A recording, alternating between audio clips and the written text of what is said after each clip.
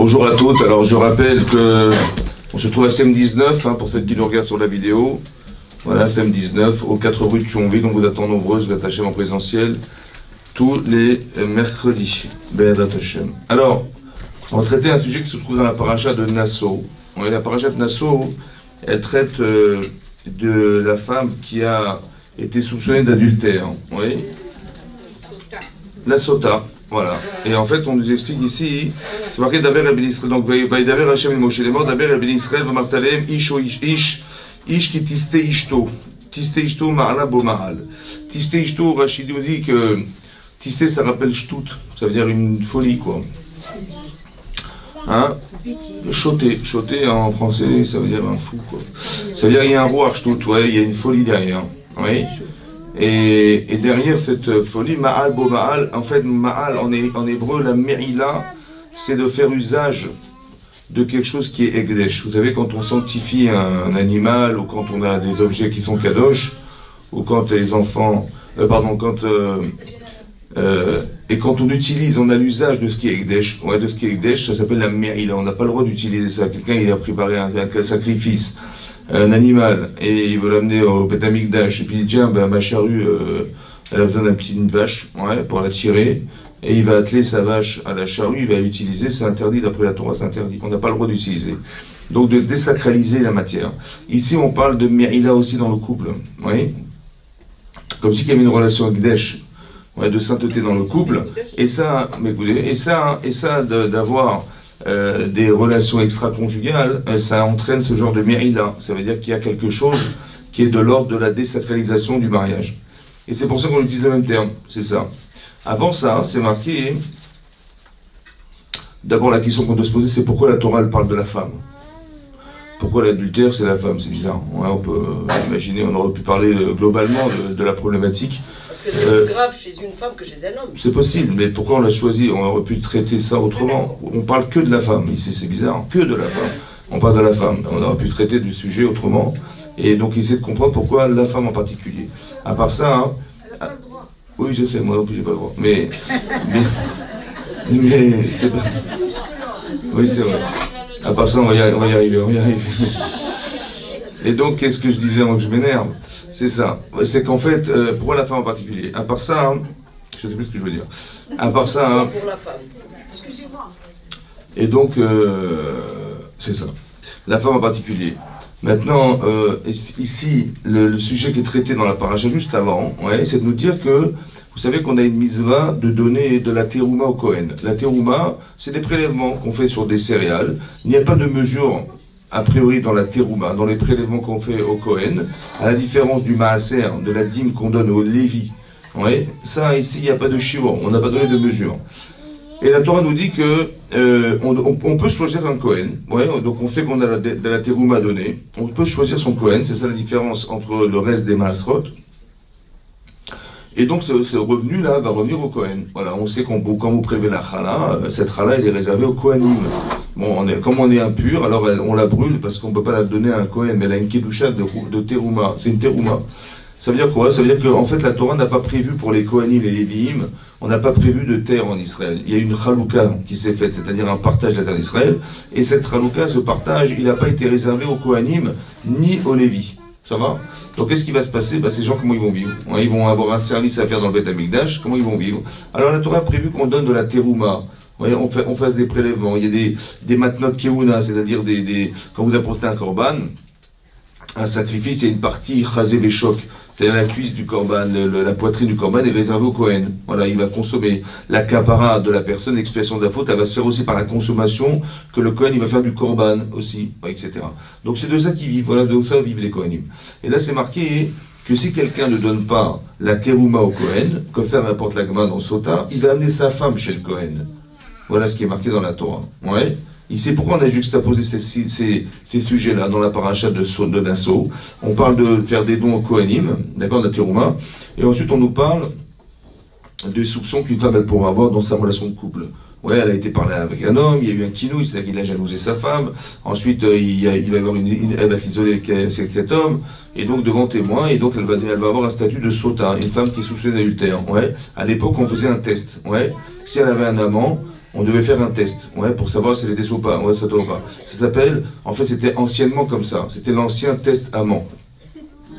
Pour vérifier si elle n'était pas soupçonnée d'adultère.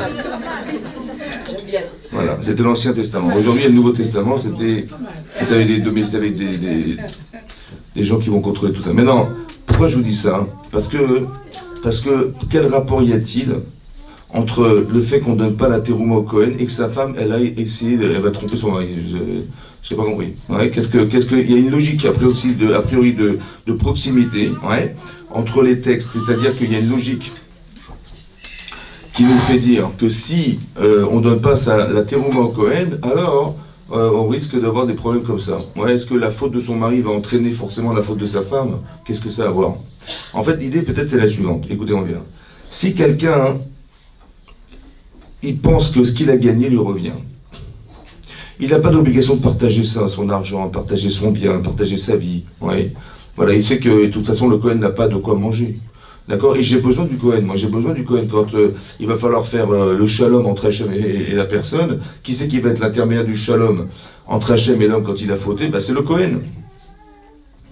Or, il dit, bah écoute, qu'il se débrouille le Cohen, qu'il aille travailler, qu'il aille faire ce qu'il doit faire. Moi, j'ai pas besoin de dépenser plus d'argent. Il y aura toujours des gens qui donneront. Hein, c'est ça, il y aura toujours des gens qui donneront. Mais lui, il donne rien. Ça veut dire qu'il n'est pas sensible à la carence. Il n'est pas sensible au manque. Ouais, il n'est pas sensible.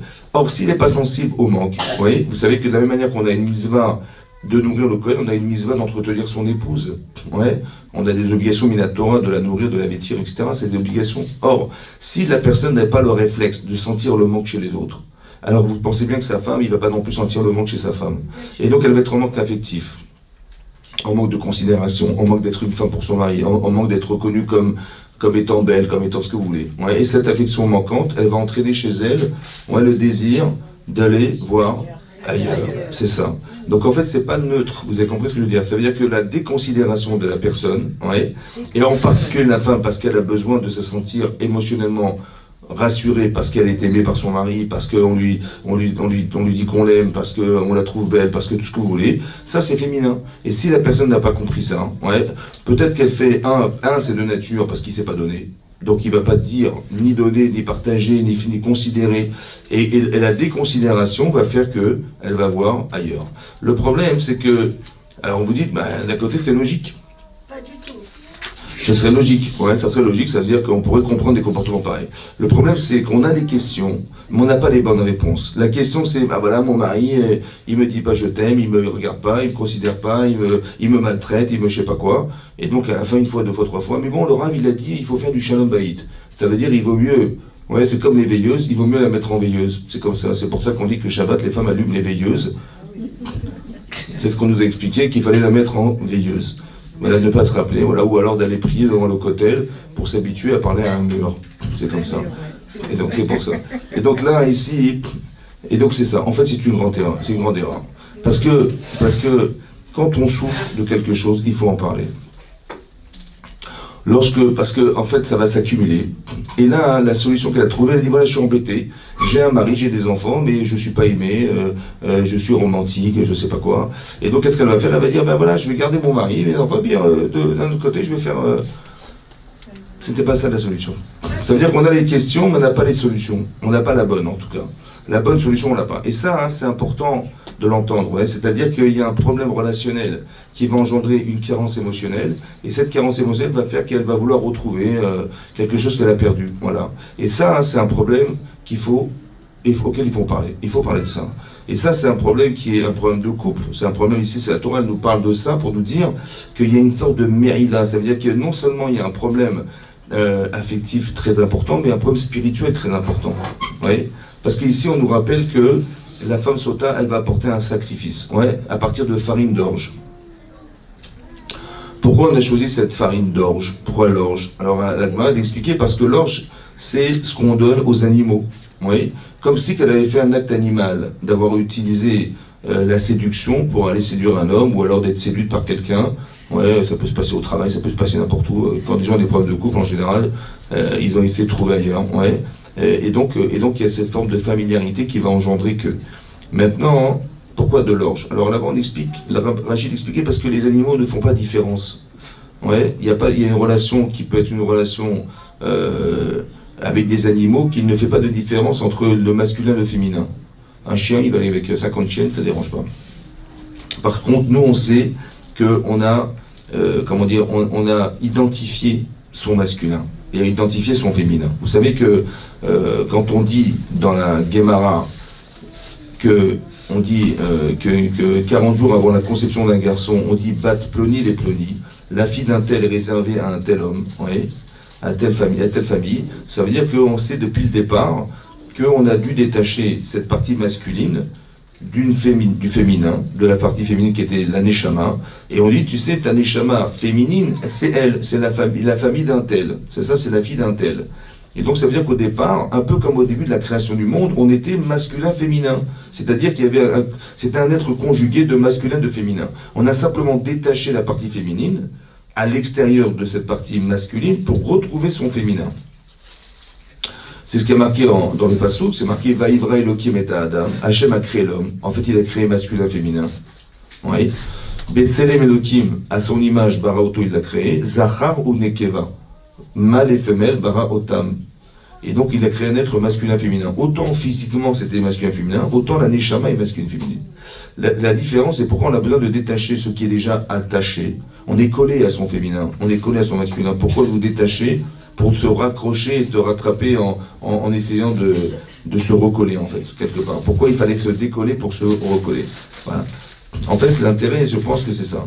En fait, chaque personne, elle a du masculin-féminin. Les hommes sont nécessairement masculins. Donc ils ont des tendances masculines, des réflexions masculines, des émotions masculines, des tendances, des réflexions masculines. Une femme, elle a des tendances, des réflexions qui sont féminines. Maintenant, le but en vérité, c'est d'être Zachar ou Nekeva. C'est-à-dire que quand une femme, elle sent qu'elle est comprise par son mari, parce que monsieur, il a intégré la faculté à comprendre le féminin.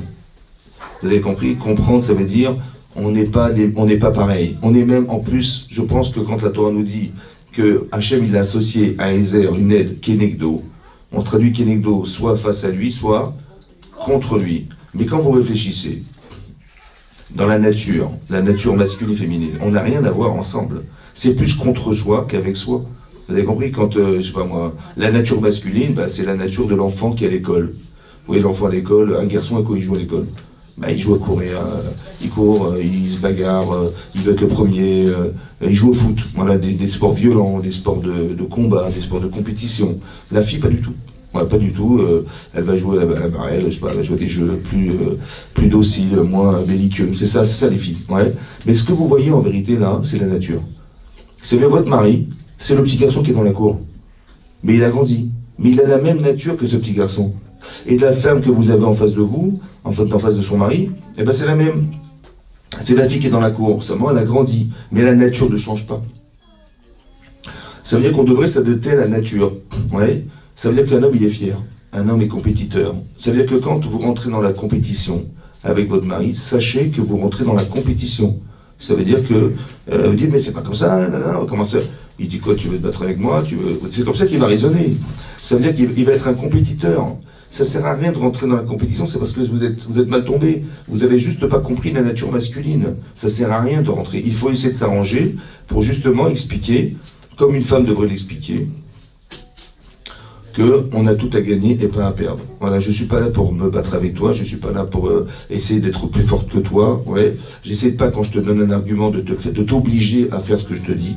D'accord, on n'est pas dans la compétition, il faut bien comprendre ça. Et les femmes ne comprennent pas souvent, elles croient que genre son mari s'oppose, il n'est jamais d'accord, et machin, parce que vous êtes rentré chez un compétiteur, c'est comme ça, c'est ça la nature masculine. Donc, si vous rentrez dans ce jeu-là, vous allez perdre, parce qu'il va vouloir gagner. Comme à l'école. Vous avez vu qu'à l'école, quand on joue au foot, on ne va pas chercher une fille pour aller jouer au foot. Voilà. Bah oui, c'est comme ça. Ouais, parce que j'ai envie de gagner là-bas, j'ai envie de gagner le match, j'ai envie d'être le meilleur, j'ai envie de... Ah, je vais pas me battre contre une fille parce qu'elle est plus faible que moi, et puis elle sait pas faire des passes, et puis elle sait pas tirer au but, et puis je vais pas chercher une fille, d'accord? Ben c'est ça, c'est plus contre soi qu'avec soi. Partez du principe que c'est plus contre soi qu'avec soi. La chorma, c'est trouver le shalom, c'est-à-dire la capacité de trouver le bon repère qui me permette d'être équilibré dans ma vie de couple. Le bon repère, c'est-à-dire de m'adapter au féminin. Si Je comprends que ma femme est sensible. Je sais qu'elle est, elle est romantique. Je sais que elle fait attention à elle. Je sais qu'elle est pointilleuse sur la propreté. Je sais tous ces trucs-là.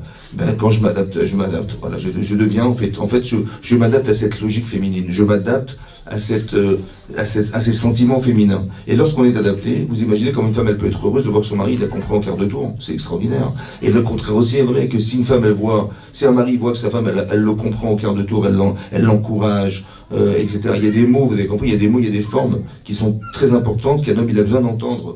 Il a besoin d'être encouragé, de savoir que sa femme est fière de lui. C'est des choses qui sont simples à dire, mais malheureusement on fait l'économie de le dire. Alors que c'est très important de comprendre la nature des gens, la nature masculine. Et lorsqu'on a compris ça, ouais, alors on est béchalom. Quand des gens vous disent, il y a des gens qui se supportent plus, ils veulent divorcer, ouais. Et pourquoi? Parce que ils ont trouvé tous les défauts du monde chez son partenaire, son conjoint, c'est comme ça, ouais. En général, on voit les défauts qu'on a chez l'autre. C'est possible. Ou alors une femme est performante dans un domaine, elle ne comprend pas comment son mari, il peut être le contraire. Mais c'est qu'anecdote, c'est logique. Et le contraire aussi est vrai. Un homme, il peut être performant dans un domaine, mais il voit que sa femme, c'est exactement l'inverse. Et donc, il en a marre. Et donc, elle en a marre, il en a marre. Et puis, ils vous décrivent tous les défauts de la terre entière. Et ils disent, bon, on ne peut plus vivre ensemble, on va divorcer. Bon, moi, ce que je leur dis en général, c'est de leur dire, là, vous commencez votre vie de couple. Commencer, ça veut dire que, en fait, le problème, c'est que tout ce qui émerge, c'est tout ce qu'il faut éliminer. Ça veut dire que tout ce qui vous sépare, c'est ça qu'il faut éliminer. Ça veut dire, si tu aimes ton mari, comment tu vas lui faire comprendre que ce défaut, il porte un préjudice? Pourquoi tu veux vivre avec une femme malheureuse? Pourquoi tu veux rentrer à la maison, ta femme elle te fait la tête? Pourquoi tu veux vraiment ça? Non. Alors essaie de changer. Tu dis, mais c'est trop compliqué.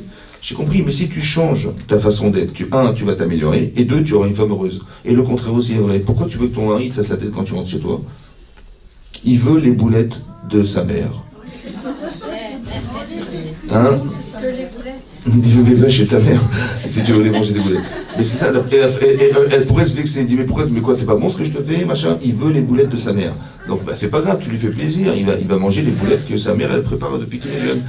Tous les éléments, c'est des perches tendues, vous comprenez, des perches tendues, et que des fois on se vexe. Parce qu'en fait on comprend au féminin, alors que lui il parle au masculin. Et ça crée des problèmes, des conflits, ça crée des fossés entre les personnes. En fait, c'est ce qu'il faudrait faire, c'est d'arriver à éliminer, à réfléchir et à comprendre qu'il y a des choses qui nous séparent. C'est ça qu'on va retirer. Tout ce qui nous sépare, on va l'éliminer, on va se retrouver. Ouais. Parce que j'aime ma femme, j'aime mon mari, voilà. Et j'essaie de faire en sorte qu'il n'y ait pas de carence, il n'y ait pas de choses qui soient, comment vous dire, qui soient en obstacle à notre relation. Je sais pas, parce que quand je vais faire un reproche à ma femme ou à mon mari, je sais bien que ça ne va pas être accepté facilement. Je le sais, parce que ça le remet en cause, parce que ça lui détruit son image, l'image qu'il s'était imaginée, et ça, j'ai pas envie. Alors comment je vais faire? Comment je vais réussir à lui parler? Ouais, ou alors je parle de sujet, il s'énerve. Ouais. Il va s'énerver, il va dire non, il commence à crier, on dit ouais, s'il crie, on arrête, donc je ne vais pas me fâcher avec mon mari. Mais en fait, le problème, c'est que j'encaisse, des choses, et j'encaisse de la souffrance, et j'encaisse des choses. Non, il faut dire simplement, écoute, mon cher, il n'y a pas de problème, tu peux t'énerver toute la journée.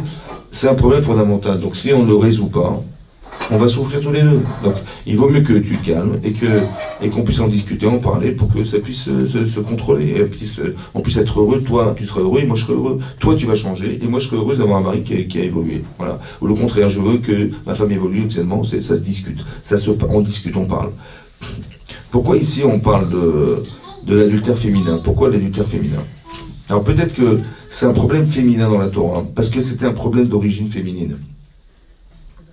En fait, au début de la création du monde, il y avait 3 personnages dans la Torah. Il y avait Adam, Chava et le Nachash. Ouais, le Adam, Chava, il y avait Adam et Chava. Voilà, il y avait 2 personnes, deux adultes. Et il y avait le Nachash. Le Nachash, c'est le mauvais penchant. Ouais, le mauvais penchant. Et là-bas, Rachid nous ramène que ce Nachash était Haroum, il était malin. Ouais. Mais Haroum, ça veut dire nu. Ça veut dire des 2 choses, malin et nu. Et là-bas, c'est marqué que quand Adam et Chava avaient des relations conjugales, et bien le Nachash, il a vu ça, et il a eu envie aussi d'être comme eux. Il était jaloux. Voilà, c'est ce qui est marqué dans Rachid. C'est ça, Haroum, il était malin. Il n'avait pas une femelle? Hein? qu'il n'avait pas Non, a priori non. Il y a combien Et donc il a voulu, et en fait il a voulu, qu'est-ce qu'il a voulu faire? Il a voulu prendre la femme de cet homme. Mais savant comment il va faire? Eh bien il fallait éliminer cet homme. Mais non, d'aller voir cet homme, il ne va pas réussir à le convaincre. Et donc qu'est-ce qu'il a été voir? Il a été voir cette femme qui était facilement, on va dire plus facilement, séduite, influencée, séduite. Et donc il était là-bas, et qu'est-ce qu'il a dit? On vous connaissez l'histoire. Et finalement, elle a consommé de l'Etzadat. Et c'est embêté à partir de ce moment-là que, puisqu'une femme est, entre guillemets, complice de la vie, de la vie avec son mari, parce qu'elle sait, elle, consciente qu'elle est d'avoir été créée avec l'homme, ce que l'homme n'avait pas conscience au départ. Donc elle se sait exister avec son mari. Ça veut dire qu'une femme, elle pense qu'elle n'a qu'un seul mari, il ne peut pas y avoir 50. Or, si je suis ta femme, et que si j'ai fauté, je vais disparaître, alors il faut que tu disparaisses avec moi. Parce que tu ne peux pas de toute façon avoir une autre femme que moi. Ce n'est pas de la jalousie, c'est simplement de savoir qu'on est des êtres conjugués. Vous avez compris? C'est ça que je vous ai expliqué. Peut-être par extrapolation, ça crée de la jalousie, mais le fond de l'idée, c'est pas ça. C'est qu'en fait, une femme, elle est associée. Elle se sait associée à son mari, elle le sait. Et donc c'est pour ça qu'elle fait des activités à la maison que le mari ne fera jamais, parce qu'elle se sait associée à son mari, ses enfants, elle sait qu'elle a un rôle de femme, parce qu'elle sait qu'elle est associée à son mari. Le problème ici, c'est qu'elle a voulu, entre guillemets, que son mari meure, parce qu'elle va mourir. C'est comme ça, pour le meilleur et pour le pire. C'est ça un peu l'idée, c'est ça. Et c'est ce qui va se passer. Maintenant, il a gagné. Peut-être que le Yetzer Hara de l'adultère, c'est que le Yetzer Hara, il veut s'approprier la femme de l'homme. C'est un truc de fou, ça. Le problème de l'adultère, ouais, pourquoi ça devient choté? Pourquoi il y a une telle puissance là-dedans? Parce que peut-être le Yetzer Hara, il veut s'approprier la femme de l'homme.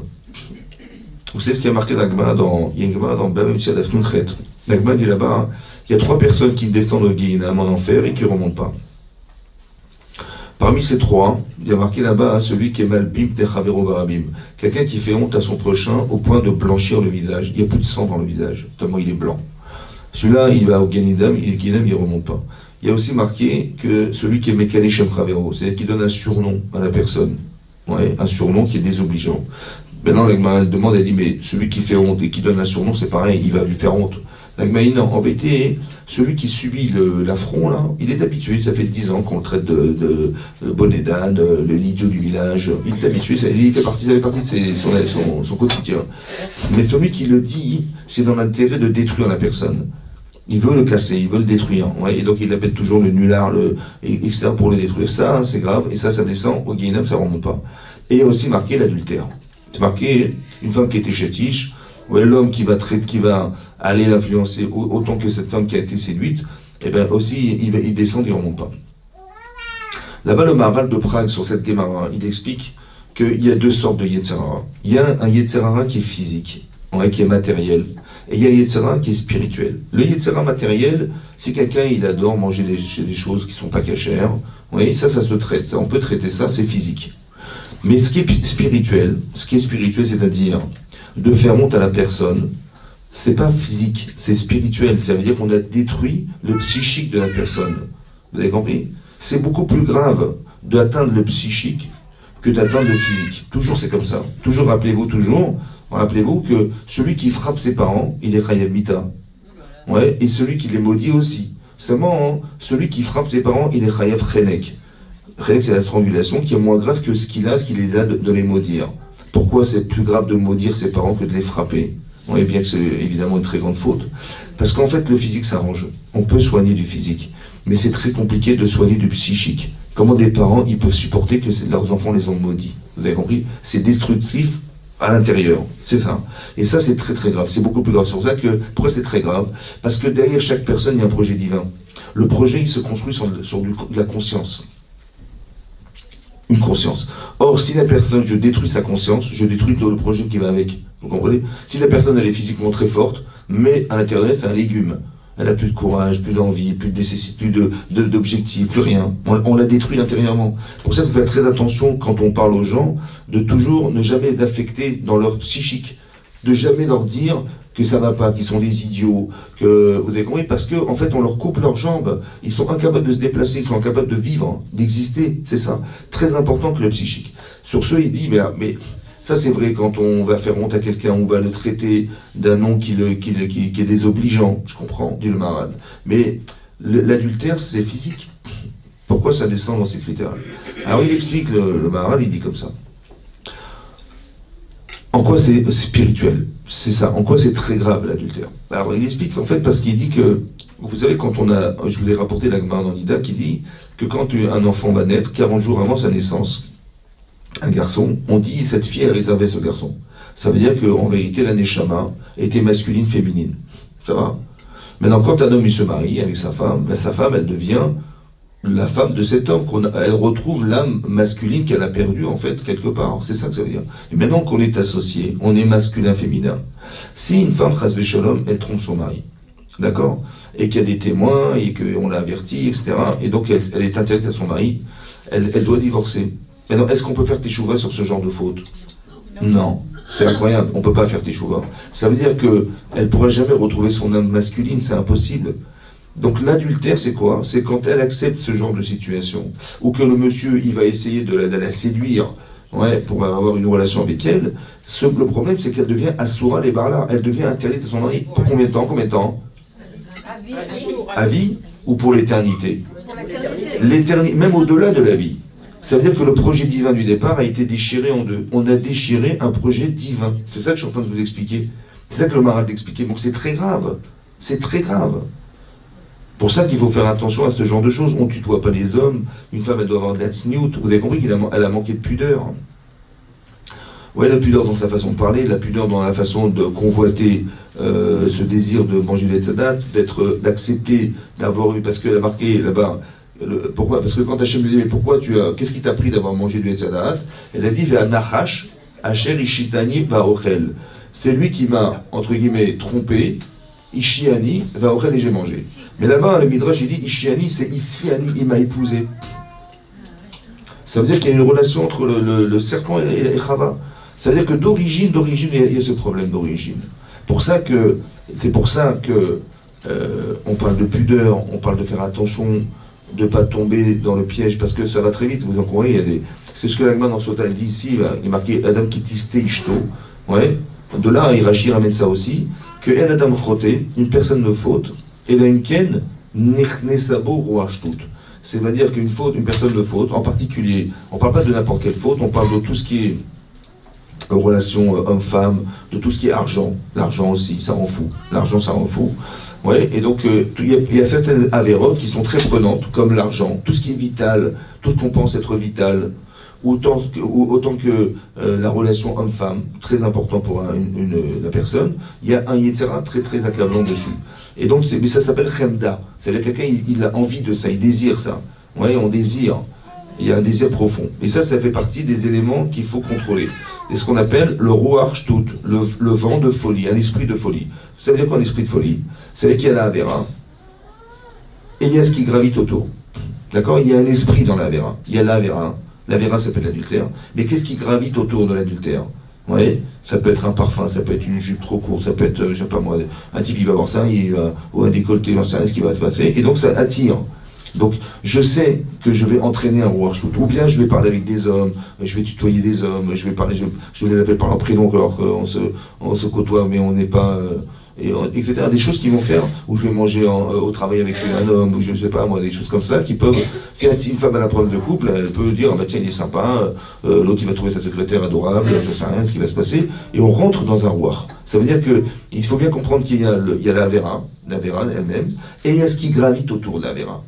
Ça s'appelle un ruach shtut. Alors si on est fou, ça veut dire qu'il n'y a plus de contrôle. Vous comprenez? Il n'y a pas de contrôle. C'est-à-dire que tu rentres dans un espace dans lequel tu ne contrôles plus rien. Tu es happé par les désirs. Ouais, souvent, ça peut nous arriver aussi de ne pas pouvoir contrôler. Voilà. Tu dis, bah, c'était plus fort que moi, j'ai pas contrôlé, c'était plus fort. Il y avait une force en moi qui me poussait à faire une avéra. Mais non, ça veut dire que je sais que le sentiment, il est plus fort que la connaissance que j'ai de la faute. C'est-à-dire que je sais que c'est un sourd, mais j'ai pas pu m'arrêter, j'ai pas eu le contrôle. Et ça s'appelle ruach shtut. Ça veut dire qu'il faut faire attention de ne pas rentrer dans cet espace. C'est pour ça que Chachamim a sous-seyek la Torah. Quand vous dites les Chachamim, on dit il ne faut pas parler comme ça, il ne faut pas s'habiller comme ça. On dit bon, c'est de la religion. Mais non, c'est pas de la religion. C'est simplement d'éviter le ruach shtut. Ça veut dire que si tu dépasses une forme de limite, sache que tu es provocatrice. C'est comme ça. Mais c'est pas pour dire on va se mettre en prison, pas du tout. C'est de savoir mettre des limites dans ce que je fais, de façon à ne pas, moi, tomber dans le panneau, et ne pas faire tomber aussi dans le panneau. Ouais, voilà. Et donc ça veut dire que la pudeur, c'est de comprendre essentiellement la valeur profonde que représente la Torah pour moi, et que j'ai pas envie de fauter, j'ai pas envie de faire fauter non plus, c'est ça mon problème. Donc je veux être épanoui dans ma vie, ouais, et ne pas tomber dans ces problèmes où, comme des gens, moi j'ai reçu un peu des, je ne m'occupe plus tellement parce que j'ai pas le temps, mais des gens qui ont eu des problèmes comme ça, extra-conjugaux. Et comment ça se passe? Bah, la routine, vous savez, la routine, je sais pas moi, des choses comme ça, la routine, le fait de toujours voir la même femme en permanence, ou alors ils ont des problèmes de couple, ils s'entendent pas, ils sont fâchés l'un contre l'autre, bon. Et le type, bah, il a trompé sa femme. Donc il a marqué sur son téléphone Jean-Marc, mais c'était Christine, voilà. Et donc il reçoit Jean-Marc, oui je t'aime, je t'adore, on se revoit ce soir. Et sa femme, elle voit le texto, elle voit ça. Jean-Marc, il fait des bisous à son mari. Bon. Et donc elle a compris, elle n'est pas idiote, elle a compris. Qu'est-ce qui va se passer à votre avis? La guerre. Ben, c'est pas la guerre, c'est... Parce qu'en fait, elle le guettait. Et donc il va lui donner le guet, c'est ça. Ah oui, il va lui donner le guet. Ben, c'est comme ça. Maintenant, elle va faire tout pour divorcer. Elle va divorcer, elle va leur divorcer. Maintenant, monsieur, il a une famille, il aime sa femme, il aime ses enfants. Et il va être obligé de se séparer de sa femme. Pourquoi?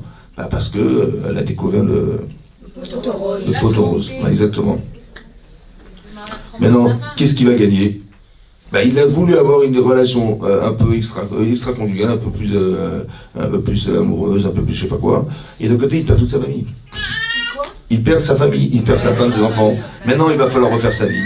Il va refaire sa vie, il va avoir de nouveaux enfants, il va être partagé entre les enfants qui sont chez sa femme, donc son ex-femme et son nouveau, une vie de fou, quoi. Vous avez compris, ça s'appelle shtout. C'est choter, c'est fou. Mais c'est fou, ça veut dire quoi, c'est fou? Ça veut dire si tu avais mesuré les conséquences, est-ce que tu l'aurais envisagé? Non. Alors il faut mettre des siyags, c'est-à-dire mettre des limites. On ne sait pas, vous avez compris? Quand on fait des mariages séparés, c'est pas pour rien. Il n'y a pas que les mariés qui sont séparés, c'est aussi de mettre une barrière entre un homme et une femme, c'est comme ça, parce qu'on n'a pas envie de tomber là-dedans. On se connaît avant l'épreuve, mais on ne se connaît pas pendant l'épreuve, vous avez compris? Avant l'épreuve, bah oui, on contrôle, ouais, c'est pas pour moi, machin, mais quand on est dedans, quand on est happé par le désir, c'est plus contrôlable, ça y est, on est foutu, vous avez compris? Pour ça qu'il faut mettre des limites, pour avoir la liberté de pouvoir réfléchir, de décider. Voilà, vous avez compris? Voilà, c'est ça l'enseignement ici. La sota, c'est ça. Ça veut dire qu'elle n'a pas mis de limite. Ouais, elle n'a pas mis de limite. Mais pourquoi c'est toujours... Il y a aussi sauter. C'est-à-dire que la femme n'a rien fait, mais c'est le monsieur qui va ailleurs.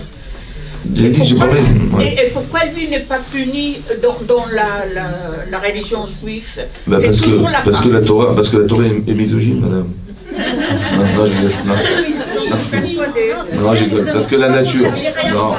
Parce que j'ai expliqué, je vous ai dit avant que je m'énerve, je vous ai expliqué qu'au début, l'origine, c'est pas l'homme qui a été tenté, c'est la femme, vous avez compris? Donc comme si qu'elle avait un problème personnel qu'elle devait engager pour essayer, parce que je vous ai expliqué un truc, madame. Vous êtes une femme, d'accord? Mais vous êtes partie d'un ensemble qui est la femme. C'était qui la femme? C'était Chava, d'accord? C'est-à-dire que le problème de Chava, il existe chez toutes les femmes. Donc je ne veux pas retomber dans je suis là pour réparer, entre guillemets, la particule de Chava qui fait partie de ma vie, qui est moi, en fait, et que je dois réparer. Donc je fais attention à ne pas tomber dans le panneau de Chava, entre guillemets, vous avez compris? C'est pour ça que c'est la femme en particulier. Parce qu'elle a cette avodat Hashem qu'elle doit faire, de se protéger, de ne pas, ou du moins d'avoir été capable de maîtriser ce que Chava n'a pas été capable de maîtriser. Mais ça veut dire quoi, elle n'a pas été capable de maîtriser? Parce que vous croyez qu'Hachem, il a pris une femme parmi des milliards de femmes qui vont naître. Il a dit, madame, tu es responsable de l'humanité. Vas-y, débrouille-toi. C'est possible ou pas? Dites non. Non, très bien. Donc ça veut dire quoi alors? Ça veut dire comme ça. En fait, toutes les femmes étaient dans Chava. La tendance de Chava, c'est la tendance féminine. C'est-à-dire que si elle a fauté, ça veut dire qu'on a tous cette problématique, cette tendance.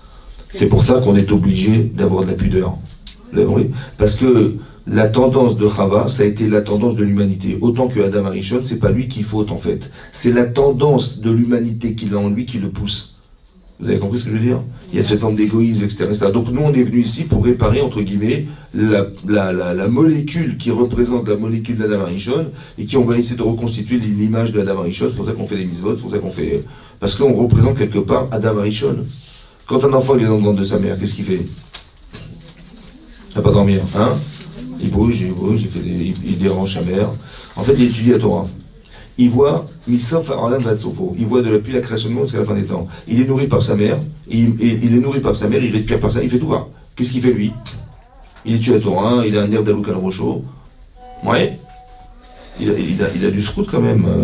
Monsieur, il y a un ange qui lui apprend la Torah, quoi. C'est super. Mais qu'est-ce qu'il a fait pour l'avoir, ce mérite? Quel mérite il a? Ah ouais, je vous explique.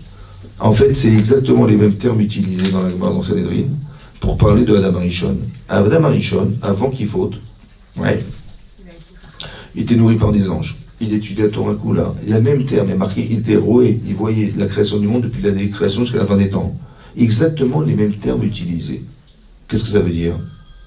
Les termes utilisés pour parler d'Adam Arishon sont les mêmes qu'on parle de l'embryon dans le ventre de sa mère. C'est pour dire qu'on a du Adam Arishon en nous. Et vous avez du Chava en vous. Donc si vous étudiez bien le personnage de Chava, vous savez a priori ce que vous avez à faire sur Terre. Vous avez compris? Voilà. Ça veut dire c'est ça. C'est pour ça qu'on parle de la sota ici. C'est pour ça que je vous explique ça pour le féminin. Parce qu'au départ de la création, ça a été une tendance féminine. C'est pour ça qu'il faut absolument garder sa pudeur, etc. C'est important de se couvrir la tête, c'est important de respecter la Torah. C'est ça l'aspect, c'est ça. Mais non, ça ne veut pas dire qu'il faut s'amochir. Ouais. Toutes les femmes qui ont épousé des mochés, par exemple, c'est un problème. Ben oui. Elle a épousé Moshe. Ben c'est la femme à Moshe. La femme à Moshe. Voilà, à Moshe. C'est la voiture à Moshe. Elle roule dans la voiture à Moshe. Elle vit dans la maison à Moshe. Tout est à Moshe. C'est un problème. D'accord. Mais non. Vous avez compris? Mais c'est ça, il faut attention. Donc restez bien, restez épanoui, restez équilibré, c'est important. C'est ça qui est marqué là, voilà. Maintenant, ce qui est marqué aussi ici, dans la paracha totale, c'est qu'on a juxtaposé cette paracha-là à celle du Nazir. Vous avez vu que, on a souvent expliqué que dans la Torah, il y a une logique, ouais, pas une logique historique, mais une logique de lien entre les sujets. Ici, on parle de la sota, de la femme soupçonnée d'adultère, et après on parle du nazir. C'est quelqu'un qui va se refuser à boire du vin, il va faire teshuva, voilà, monsieur, il va faire teshuva. Pourquoi? Parce que c'est marqué kol haroé. Tout celui qui voit, kol haroé, sota bekilkula, tout celui qui voit cette fameuse femme qui a été Kilkula, c'est-à-dire qu'elle s'est détériorée dans cette attitude-là, ouais, ou autant qu'elle est au Bédamigdash, on a essayé de la convaincre d'avouer pour ne pas qu'elle meure, parce qu'elle va consommer ces mésotins là, pour ne pas qu'elle meure, on lui dit écoute, mais avoue, il vaut mieux que tu sois vivante et tu fasses tes chouvins, même si tu revêts ta vie, que de mourir. C'est-à-dire que c'est tellement difficile d'avouer que Hachem dit je suis même prêt à effacer mon nom pour que tu avoues. Tellement on veut que tu vives. Hachem il est prêt à effacer son nom pour faire du shalom. Pour faire le shalom bayit. Ça veut dire que c'est très important. On voudrait surtout que les gens vivent et pas le contraire.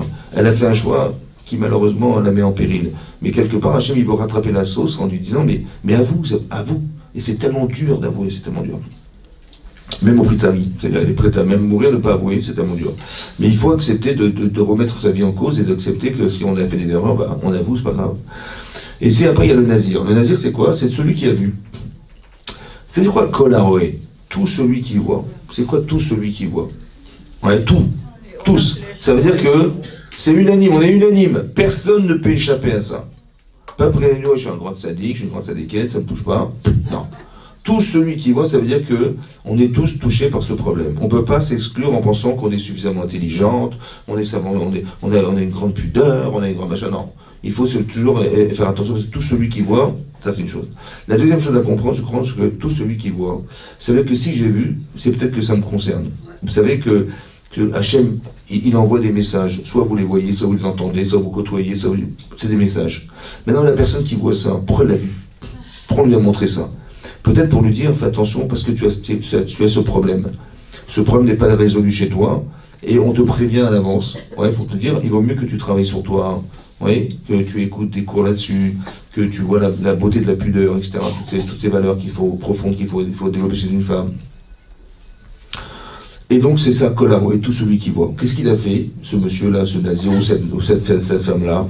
Elle a vu ça, parce que ça peut être un homme ou une femme qui est nazir. Nazir, ça veut dire qu'elle se retire. Il y a une sorte de prichout, c'est-à-dire de s'abstenir de faire, voilà. Et donc de s'abstenir de boire de l'alcool, parce que l'alcool ça enivre, ouais. Et d'être enivré, ça peut être soit du vin, ça peut être des événements, ça peut être des choses, des personnes qui enivrent, ouais. Enivre, ça veut dire qu'elle est prisonnière, elle peut pas réfléchir et se dire non, je ne veux pas.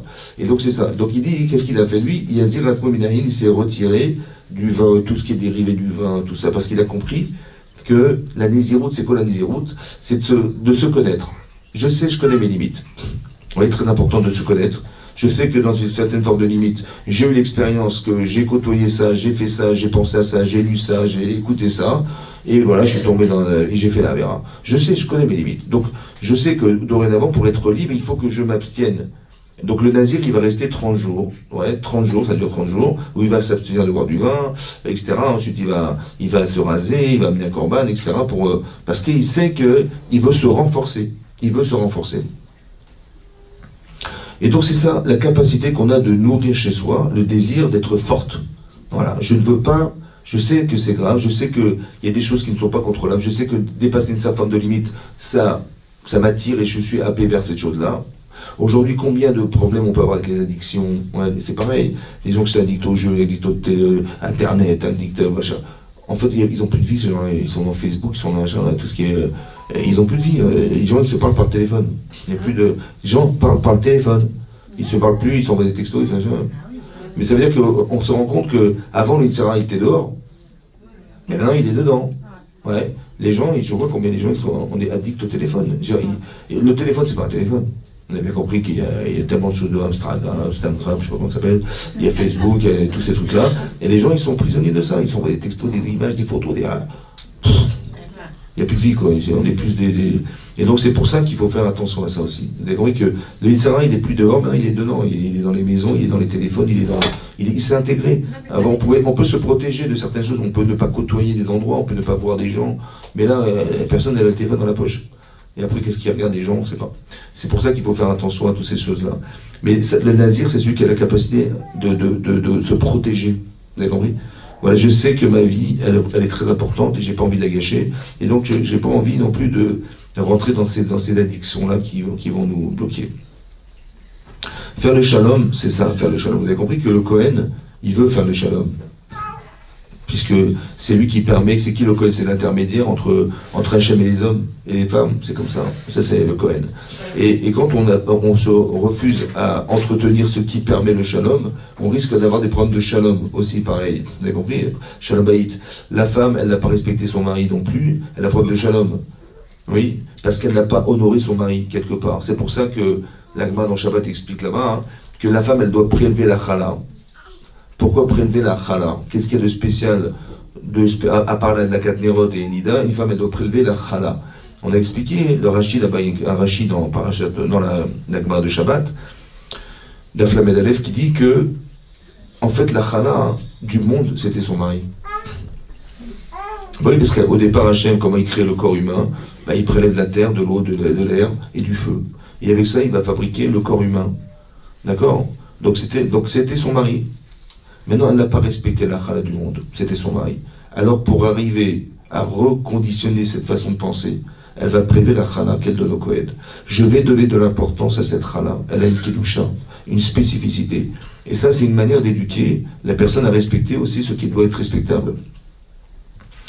Et si je respecte, je ne peux pas déshonorer mon mari, je ne peux pas non plus mal lui parler, je ne peux pas non plus... la chala du monde, c'était lui, en fait. C'était ça. Et donc c'est pour ça qu'il faut faire attention, de toujours encourager. Vous savez qu'on dit de Avraham Avinu, lorsqu'il a quitté Israël, parce que c'était la famine en Israël, il s'est déplacé en Égypte. Et là-bas c'est marqué, il a dit à sa femme, Ata Yadarti, maintenant je sais qui est Fatma Rehat, que tu es belle. Maintenant je sais que tu es belle. Il avait des années de mariage, il s'est rendu compte, tiens, c'est marrant, elle est belle. Ouais, c'est bizarre. Et là-bas, Rachid nous dit qu'il a vu sa femme dans le reflet de l'eau. Il a vu qu'elle était belle en arrivant en Égypte. Et là, il s'est dit, mais ma femme est belle, mais je vais arriver en Égypte. Bon, évidemment, elle est beaucoup plus belle que toutes les femmes qui s'y trouvent. Et donc, ils vont prendre ma femme, et pour les donner à marier au roi d'Égypte, ils vont devoir me tuer pour ça. Voilà. Rachid dit qu'ils avaient un tel niveau de pudeur, ouais, qu'il avait. En fait, c'était peut-être même pas sa priorité. Vous avez compris ce que je veux dire? Tellement il était au-dessus de tout ça, quoi. Des anges, carrément des anges. Et donc, et c'est ça. Et donc, il a eu peur pour lui. Il a dit, mais ils vont me tuer pour te laisser vivre. Je t'en prie, dis-leur que tu es ma sœur. Ça, c'est ce qui est marqué quand il est parti en Égypte. Maintenant, dans l'Echlecha, mais dans Vaïra, dans la parasha d'Vaïra, il y a 3 anges qui sont venus lui annoncer que l'année prochaine, sa femme aurait un bébé, que un ange était venu soigner Abraham, et un autre ange était venu pour lui annoncer qu'on allait détruire Sédom. Voilà. Et là, ils ont posé la question à Abraham. Ils ont dit, elle est où ta femme? Ouais. Aïe Sarah Ishtera. Il a dit, elle est dans la tente. Elle est pudique, elle est dans la tente. Maintenant, Rachid dit, mais évidemment que les anges y savaient qu'elle était dans la tente. Pourquoi ils lui ont dit alors? Il le savait. Et lui aussi savait. Hein? Tu dis, mais tu parles d'Abraham Avinu, il n'a même pas vu que sa femme était belle. C'est des anges. Hein. Et tu vois, quand bien même, les anges, ils ont eu besoin de lui rappeler que sa femme était pudique, pour qu'il soit fier de sa femme. Ça veut dire que vous avez compris qu'à chaque fois que vous avez une capacité de pouvoir renforcer un couple, il faut le faire. Ça veut dire que c'est ça qu'on apprend ici. Si déjà Abraham, il a eu besoin qu'on lui dise que sa femme elle avait une grande pudeur, ouais, alors qu'il le savait 1 milliard de fois de plus, ouais, quand même, c'est pas grave, je rajoute une couche. Parce qu'en fait, j'ai besoin de créer la conscience. Vous savez, quand on va à un mariage, on doit participer à la simcha de Khatan et Kala. Maintenant, participer, c'est pas venir et s'asseoir à la chaise et manger. On a bien mangé, on a vu les gens, ils dansaient bien, ils dansaient très bien, très bien. Et puis on a discuté avec ses copines à table et tout, et puis on est parti. Non. Il y a quelqu'un que celui qui ne participe pas à la simcha, il est gozel, c'est un voleur. Ouais, il vole 5 colottes, 5 voix. Il est marqué kol, ça sonne, l'école. Simcha, kol khatan, l'école kala, kol mitzalot, khatanim et chupatan. Il y a marqué 5 fois kol. Maintenant, c'est quoi le kol du khatan et de la kala? C'est quoi le kol? Là, je vous pose une colle, là. Hein? Oui, en français, je sais. C'est quoi la voix? Non, la voix. Marquez la voix. La voix. Suivez la voix. J'ai besoin de vos voix. Ah, en fait, la voix, c'est comme ça. On a expliqué souvent qu'il y a ce qu'on appelle le dibour, la parole et la voix. La voix, hein, c'est ce qu'il a voulu dire. Maintenant, pourquoi vous croyez qu'on vous a invité à un mariage? Parce que ce soir, on ne sait pas quoi manger. On dit, tiens, ça vaut le coup, tiens, et on est invité, on a rien faire pas. Et puis on mange souvent mieux qu'à la maison, c'est pas évident. On veut sortir. Ah, on veut sortir, voilà, on veut se distraire. C'est pour ça qu'on nous invite au mariage, pour se distraire, changer un peu de... Ou bien, en vérité, on est venu pour dire Mazal Tov, pour renforcer ce couple. En fait, on va danser avec lui, on va lui dire Chazak ou Barouk, on va dire à cette fille que la cavote, ton mari est extraordinaire, Mazal Tov, et il y aura les vidéos, il y aura les photos, il y aura les albums, il y aura tout ce que vous voulez. Mais pourquoi? Il y aura un repas extraordinaire, mais pourquoi? Pour réjouir la canal. Mais pourquoi faire? À quoi ça sert de mettre autant d'argent pour ça? Ouais. S'il y a des soucis, on se Ben, rappelle ce jour. mais c'est ça. Parce qu'en vérité comme ça, demain il y aura du Yetzara. Maintenant, qu'est-ce qui va contrebalancer ça? Ben, il y a que le désir, le souvenir, la joie, le plaisir. J'ai une mitzvah de renforcer ce plaisir. C'est ça la mitzvah d'être invité à un mariage. C'est-à-dire de lui souhaiter Mazal Tov, de l'embrasser, de le prendre dans ses bras, de lui dire qu'on a kavod, super, et même après le mariage, dire que c'était un mariage fantastique. Et il faut, pourquoi? Parce que demain, le Yetzirah, il va cristalliser ce problème. Et il faut le cristalliser pour que, justement, on ne soit pas prisonnier. S'il n'y a pas de choses qui vont contrebalancer une déception, il n'y a rien. J'ai une mitzvah, d'encourager ça. Vous avez compris? Alors c'est vrai dans un mariage, mais c'est vrai toute la vie, c'est comme ça. Il faut s'encourager, il faut être positif, il faut féliciter. Hein? Ouais. Il faut féliciter, il faut encourager. Il faut boire de l'eau. Et ça c'est important. Pour ne pas tomber dans les pièges du Yetzer. Ah, merci beaucoup. Pour ne pas tomber dans le Yetzer. Ça veut dire quoi le Yetzer? Ça veut dire qu'on n'a rien pour contrebalancer la déception. On n'a rien pour ça. Amen. Ça y est, c'est bon. Merci beaucoup. Et donc c'était important, c'est important de souligner ces choses-là. C'est quand on a compris que tout est psychique. La déception est psychique, la tristesse est psychique, la joie c'est psychique, l'encouragement c'est psychique, se sentir exister c'est psychique. Ouais. La tristesse. Imaginez-vous une seconde, vous dites à votre mari, écoute, je sais pas, vous imaginez, c'est pas évident, mais vous dites je suis la femme la plus heureuse du monde, tu es l'homme de ma vie. Vous dites ça à votre mari. C'est une mitzvah, hein. Non mais qu'est-ce qu'il va... Il va tout à coup, il va lui pousser des ailes, je sais pas ce qu'il va... Hein, non mais c'est-à-dire, vous imaginez, mais il va vous embrasser les pieds. Donc nous, qu'est-ce qu'on sait? Malheureusement, c'est malheureux, mais c'est comme ça. Peut-être que c'est de l'éducation, j'en sais rien, mais on a toujours été habitués à faire des reproches, à dire non, tout prétexte de corriger, de faire mieux. Mais on sait très bien le faire dans le reproche, mais on ne sait pas forcément le faire dans le compliment. Vous avez compris? Et ça, c'est très important. Ça donne des forces et des ailes de dire, voilà, ma femme, elle m'a dit qu'elle est très heureuse avec moi. J'ai dit à ma femme que je suis l'homme le plus heureux quand je rentre à la maison. J'attends que ça, c'est de rentrer chez moi, de retrouver ma femme et mes enfants. Vous avez compris? Ça donne des forces énormes. Vous avez compris? Des forces énormes. À la différence de dire, j'espère que tu vas réussir. Bon, la fois, ça n'a pas marché. Bon, j'espère que, comme d'habitude, tu sais rien faire. Voilà. Non, mais je lui ai dit ça pour qu'il se réveille, monsieur. Vous avez compris?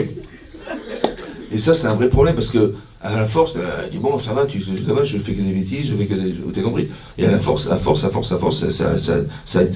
sépare. Mais j'ai fait pour son bien. Moi, je voulais qu'il s'arrange, je voulais qu'il soit plus fort, plus ambitieux, je ne sais pas quoi. Mais c'est pas comme ça que ça. On marche pas comme ça. On marche plus à la carotte qu'au bâton. C'est comme ça. Donc il faut se rappeler de ça. Voilà. Savoir que ces défaillances-là, ces décalages, sont dus au fait qu'on n'a pas su mettre des émotions. Il n'a pas donné au Cohen. Vous imaginez, il n'a pas donné la Trouma au Cohen. C'est-à-dire qu'il n'est pas sensible au manque des gens. Mais comment il va être sensible au manque de sa femme? Il ne va pas être sensible, ça va traîner une carence, et cette carence, elle va la rechercher ailleurs. C'est comme ça, on a envie d'être heureux. Hein? Oui, mais c'est encore une fois, vous avez compris ce que je veux dire. La paracha, il ne faut pas s'arrêter texto sur ce qui est marqué, il faut comprendre le fond de la chose. Et le fond de la chose, c'est d'expliquer qu'un manque de considération des gens, etc., ça amène des carences, c'est comme ça. Et ça amène une... Et maintenant, comme on est fait de corps et d'âme, vous avez compris? Comme dit Rashi, vous savez, dans la paracha de Lech Lecha, Hachem dit à Abraham, Lech Lecha. Pour toi. C'est-à-dire que votre mari, il vous dit, pars pour toi au cours à SM19, pars pour toi faire des courses pour ce soir on est à manger, pars pour toi, non, on dit pas pour toi, hein. Évidemment si tu pars c'est pour toi. C'est quoi pour toi? Rachid expliquait. C'est quoi toi? Toi, c'est le plaisir, le bon et le bien. Le bon et le bien. Lech Lecha, il faut que ce soit bon et que ce soit bien. C'est-à-dire que le bon, c'est ce que tu ressens physiquement, et le bien, c'est ce que tu ressens spirituellement. Il faut toujours les deux. Le bon et le bien. Il faut faire plaisir. Ouais. Et il faut que ce soit spirituellement acceptable. C'est comme ça. Parce que s'il manque une des deux, vous allez voir que vous allez vous décourager. Soit parce que spirituellement, c'est super physiquement, mais spirituellement, il n'y a rien, c'est mort. Il n'y a pas d'âme. Bon, ça va s'arrêter. Ou bien spirituellement, c'est extraordinaire, mais on ne sent pas de plaisir. Alors ça va s'arrêter.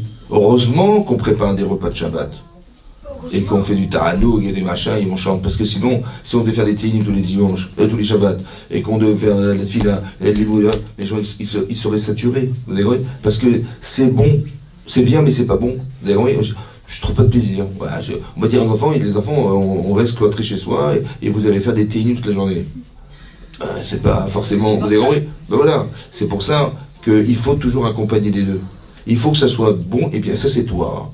Donc si tu vois que tu entretiens peut-être du spirituel en disant des remarques et des machins, il faut que ça change. J'ai compris, mais c'est bien, mais c'est pas forcément bon. Donc je sais que ça va créer une carence, parce qu'il faut les deux.